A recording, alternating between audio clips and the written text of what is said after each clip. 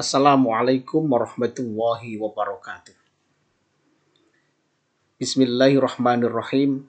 Alhamdulillahilladzi arsala rasulahu bil huda wa dinil haq lidhhirahu 'ala ad-dini kullih wa kafa billahi shahida. Wa asyhadu an la ilaha illallah wa asyhadu anna Muhammadan 'abduhu wa rasuluhu la nabiyya ba'da. Allahumma shalli wa sallim wa barik ala sayyidina Muhammadin wa ala alihi wa sahbihi wa baraka wa sallam. Amma ba'du. Saudara-saudara yang saya hormati, selamat datang di mata kuliah saya, yaitu adalah perbandingan madhab. Dalam satu semester, nanti Anda akan bersama-sama dengan saya berdiskusi, dan kita juga bersama-sama mengkaji, menelaah, mengkritisi bagaimana perbandingan madhab yang kita lakukan pada mata kuliah kita. Baik saudara, sebelum kita mulai perkuliahan perbandingan madhab pada kesempatan kali ini, mari kita awali pertemuan kita dengan membaca basmalah bersama-sama. Bismillahirrahmanirrahim. Mudah-mudahan kita senantiasa mendapatkan ilmu yang bermanfaat untuk kita semuanya. Baik saudara, insya Allah dalam selama satu semester nanti akan bersama-sama dengan saya Dr. Haji Muhammad Nursikin, MSI, akan bersama-sama dengan Anda, akan berdiskusi bersama dengan Anda yang terkait dengan perbandingan madhab. Baik saudara, pada pertemuan pertama ini akan saya sampaikan tentang kontrak perkuliahan perbandingan madhab. Sehingga ketika kita akan melihat bagaimana selama satu semester ke depan, kita akan bersama-sama mengkaji, menelaah, mengkritisi yang terkait dengan mata kuliah perbandingan madhab. Baik saudara yang saya hormati, sekarang saya akan menyampaikan yang terkait dengan deskripsi mata kuliah kita. Saudara, suatu gedung yang kuat dan kokoh bila dilandasi dengan pondasi yang kuat. Kampus kita itu kuat dan kokoh apabila dipondasi dengan pondasi yang kuat dan kokoh. Dalam diri kita, itu kalau pondasi secara terminologi keilmuan yang kuat, maka diri kita juga akan kuat dan kokoh. Demikian pula dengan pendidikan Islam, wabil khusus pendidikan. Akan kuat dan kokoh bila dilandasi dengan filosofis dan keilmuan yang kuat yang berdasarkan Al-Quran dan hadis, serta pemikir atau ijtihad para tokoh-tokoh pendidikan Islam. Saudara, apa yang akan kita fahami, apa yang akan kita kaji yang terkait dengan pendidikan perbandingan madhab ini? Bagaimana kita melihat, bagaimana konsep objek kajian mata kuliah kita perbandingan madhab ini adalah kita mengerti bagaimana pengertian tujuan, objek, dan ruang lingkup daripada perbandingan madhab. Kita mengerti konsep dasar dan latar belakang munculnya madhab. Sebab-sebab terjadinya perbedaan pendapat dalam fikih dan latar belakang munculnya madhab fikih. Kita akan mengkaji dan juga melihat bagaimana biografi para imam madhab. Sikap-sikap mereka terhadap sikap-sikap mereka terhadap perbedaan pendapat dan metode istinbat hukum para imam madhab fikih. Memiliki kemampuan memilih di antara beberapa pendapat madhab mengenai ketentuan-ketentuan hukum yang berkenaan dengan ibadah, dengan muamalah, dengan munakahat, waris, jenazah, dan lain sebagainya. Dan semuanya itu nanti kita akan bagaimana memiliki sikap inklusif, kritis, dan toleran terhadap berbagai madhab dan perbedaan pendapat dalam fikih. Saudara, kompetensi dasar yang akan kita dapatkan dalam kajian perbandingan madhab ini.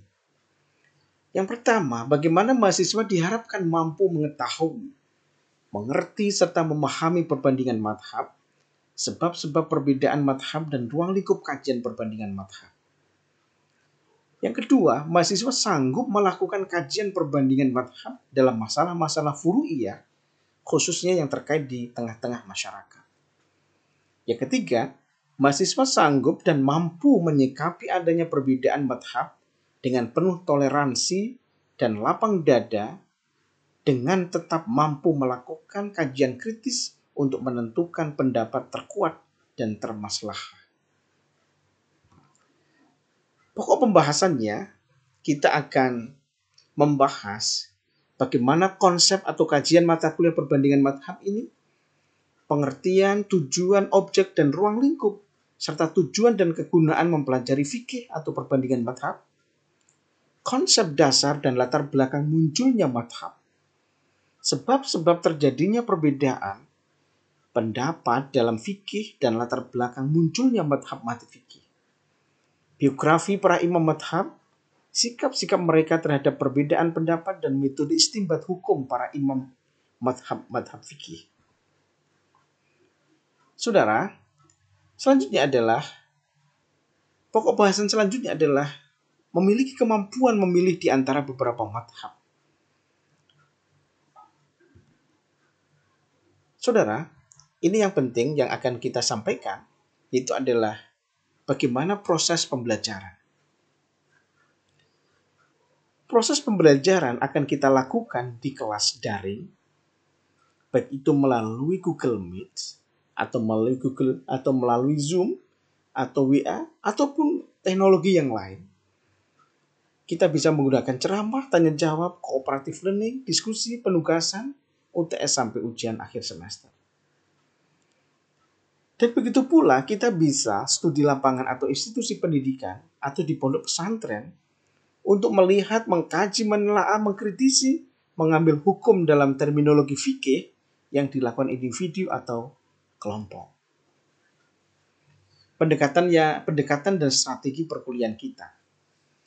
Dalam proses pembelajaran, saya akan menggunakan dua pendekatan. Yang pertama adalah pendekatan humanities learning, di mana kita selalu menghargai penuh pengetahuan mahasiswa.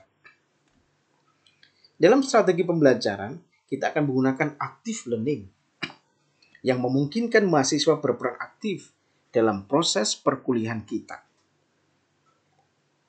Saudara yang saya hormati, selanjutnya yaitu adalah pendekatan Mughiti. Menyenangkan, unik, kreatif, inovatif, demokratif, dan inspiratif. Saudara yang saya hormati, ada tugas-tugas yang harus kita lalui dalam mata kuliah kita. Yang pertama ada namanya tugas mandiri, yang saya sebut dengan tugas fardu ain. Yaitu adalah membaca buku yang relevan dengan kajian perbandingan madhab. Entah itu buku, jurnal, atau teks-teks lain yang relevan dengan mata kuliah kita. Silahkan, Anda review buku itu, Anda review jurnal itu, selanjutnya Anda kumpulkan pada pertemuan ketiga. Selanjutnya, membuat makalah tentang pemikiran atau konsep para tokoh-tokoh fikih menyoroti dua madhab atau dua tokoh atau lebih dalam konteks pengambilan istinbat hukum dari tokoh atau ahli negara-negara yang berbeda yang ada di dunia. Nah, Anda kaji nih, Anda bandingkan, Anda korelasikan. Nanti tugas ini dikerjakan secara individu, maka diketik spasi tunggal minimal 5 halaman. Dikumpulkan sebagai tugas UTS, dikumpulkan pada jadwal UTS. Jadi tugas UTS sudah saya sampaikan di depan. Juga tulisan dikirim melalui internet dengan alamat email ayahnursikin@gmail.com. Inilah dua tugas mandiri. Yang pertama adalah review, yang kedua adalah UTS. Selanjutnya adalah tugas kelompok. Membuat makalah sesuai dengan topik standar kompetensi perkuliahan. Tugas dikerjakan secara berkelompok. Makalah diketik 1,5 spasi dengan tulisan Times New Roman. Minimal 10 lembar. Dipresentasikan pertemuan minggu keempat, yaitu 2 kelompok atau sesuai dengan kebutuhan akademik. Nanti untuk kelompoknya akan saya bagi setelah perkuliahan kita. Tulisan juga dikirim melalui internet dengan alamat email yang sama, ayahnursikin@gmail.com. sistematika penulisan kita adalah pendahuluan, pembahasan, analisis, kesimpulan, dan daftar pustaka. Bagaimana nanti Anda ketika membahas, Anda analisis interpretasi dari para pemakalah. Bagaimana interpretasinya dengan pembahasan-pembahasan yang sudah Anda sampaikan. Inilah saudara, perhatikan judul makalah yang akan kita selesaikan pada mata kuliah kita. Kelompok pertama nanti adalah judulnya konsep dasar dan latar belakang munculnya madhab. Kelompok dua, imam madhab, kita katakan adalah biografinya, karya pemikirannya dalam hukum Islam dan penyebarannya. Kita menyoroti dua imam madhab, yaitu adalah Hanafi dan Maliki. Yang ketiga adalah imam madhab, biografi, karya pemikirannya dalam hukum Islam dan penyebarannya. Kita akan menyoroti dua imam madhab, yaitu adalah Syafi'i dan Hambali. Kelompok 4, kedudukan madhab di dalam pembinaan hukum Islam. Ijtihad, taklid, talfik, dan ittiba. Yang kelima, masalah khilafiyah dan sejarahnya, serta faktor-faktor penyebab khilafiyah. Yang keenam, perbandingan madhab fikih ibadah. Kita lihat toharo, sholat, zakat, puasa, dan haji. Dan yang terakhir adalah sikap terhadap perbedaan dan hikmah dari perbedaan madhab dalam hukum Islam. Inilah judul makalah, ada 7 judul makalah yang akan kita selesaikan pada mata kuliah kita.